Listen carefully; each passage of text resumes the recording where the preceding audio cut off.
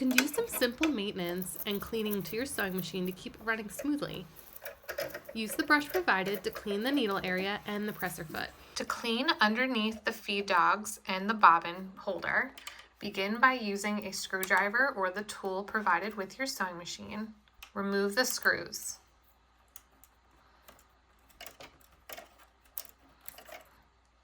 As you can see, my machine is off because I'm working in this needle area.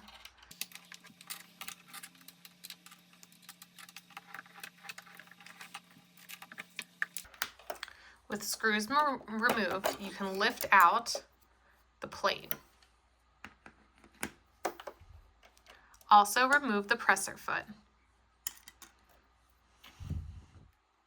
As you can see, dust can accumulate in the back here.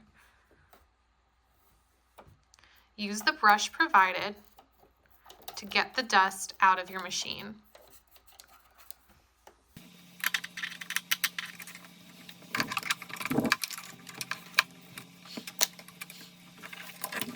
Check for dust between the feed dogs.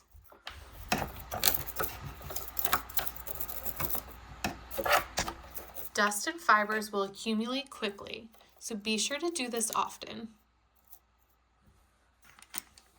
On this machine, you can also remove the bobbin holder and clean underneath.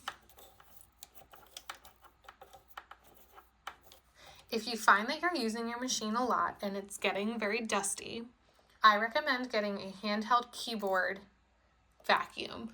You can use that to help you suck up the dust as you work.